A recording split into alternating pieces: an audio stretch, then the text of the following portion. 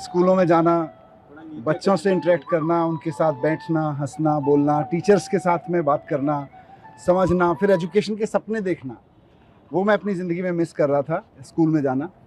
तो आज मुझे बहुत खुशी है कि भगवान ने मुझे फिर से मौका दिया और मैं वापस स्कूलों में आया हूँ, बच्चों के बीच में आया हूँ। मैं बहुत बार वहाँ ये सोचता रहा कि बच्चे तो भगवान का रूप होते हैं और वाकई भगवान ही हैं। तो सुबह सुबह अपने भगवान से जाके मिल लो। तो आज मैं अपने भगवान से मिल लिया आके, मुझे बड़ा अच्छा लगा। और मैं एजुकेशन मिनिस्टर आतिशी जी के साथ आया और मुझे बहुत खुशी है कि पिछले 17 महीने में दिल्ली सरकार में एजुकेशन का जो काम चल रहा था पहले से, उसको और गति दी है।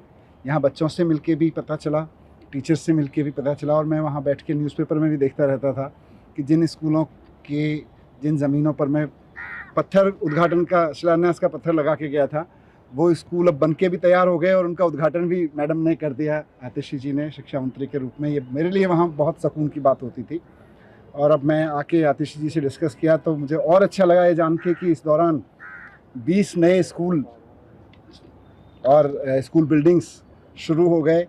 18 या 14 SOSC नए 18 नए SOSC शुरू हो गए।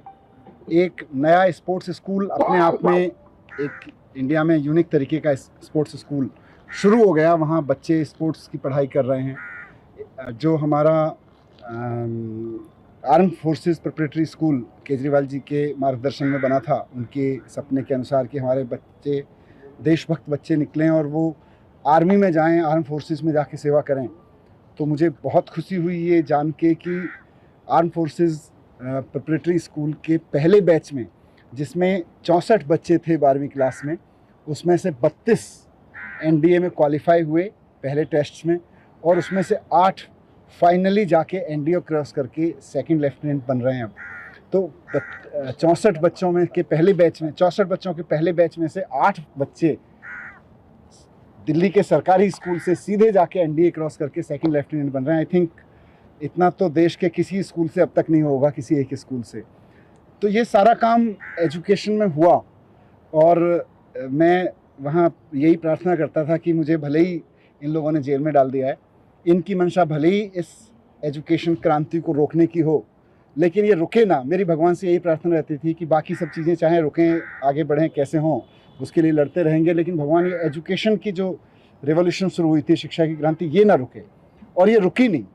ये यहाँ के भी मैं देख रहा हूँ, मेरे लिए पर्सनली बहुत एनर्जाइजिंग है सारी चीज़ें। लेकिन बीच बीच में मैं अखबारों में देखता रहता था, खबरों में पढ़ता रहता था कि शिक्षा क्रांति रुकी नहीं है, बल्कि बहुत तेज़ी से आगे बढ़ रही है दिल्ली की। सर, आप रिहाई से ज़्यादा भावुक मुझे बच्चों के साथ दिखे अंदर, क्या? बिल्कुल, मैंने कहा ना कि बच्चे तो भगवान का रूप होते हैं। और मैं 8-9 साल जब शिक्षा मंत्री के रूप में काम किया तो मेरा धर्म, मेरा कर्म बच्चों से मिलना, बच्चों को समझना, बच्चों के साथ जीना और इन बच्चों को ही देश के लिए तैयार करना, यही था। आज वापस मैं उसमें आया तो मुझे लगा 17 महीने से सबसे ज़्यादा चीज़ कोई अगर मैंने मिस की तो वो ये थी, आज वो भी पूरी हो गई। एक चीज़ समझने के डिप्टी CM जब आप थे तो भी कि अभी ये झंडा फहराने को लेकर भी कंट्रोवर्सी चल रही है और विवाद इस तरीके का कि आतिशी GAD चाहता है आतिशी झंडा फहराए, और CM ने जो चिट्ठी लिखी थी, जेल प्रशासन कह रहा है कि चिट्ठी नहीं लिख सकते किसी भी तरीके की आधिकारिक अंदर जेल से।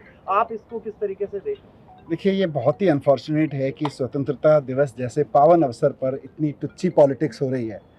और वो भी क्या, मैं अखबारों में पढ़ता रहता हूँ कि कोई जेल में बंद एक बहुत महाठग है, सुकेश नाम है उनका शायद, उनकी चिट्ठी जब लिखी जाती है, वो कोई चिट्ठी लिखते हैं, सुकेश चिट्ठी लिखता है, तो वो तिहाड़ प्रशासन भी बाकायदा LG साहब को सबमिट करता है और LG साहब भी बाकायदा उस पर एक्शन लेते हुए कार्रवाई करते हैं, जो भी है।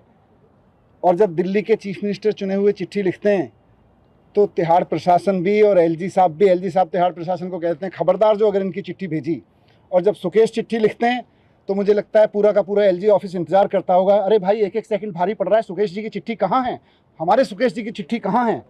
तो सुकेश जी की चिट्ठी पर जिन LG साहब को इतना मोहब्बत, इतना प्रेम उबड़ता है और उसकी एक एक शब्द को वो ब्रह्म वाक्य मानते हुए, सत्य मानते हुए, उस पर जिसे कहते हैं ना, सुकेश जी की चिट्ठी को देख के उनकी बाछें खिल जाती हैं, उनका रोम रोम पुलकित हो उठता है LG साहब का।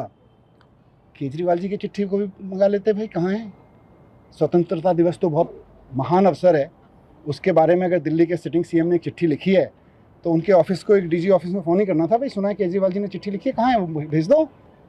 पर नहीं, इनको ना स्वतंत्रता से कोई लेना देना है, ना इनको देश से कोई लेना देना है।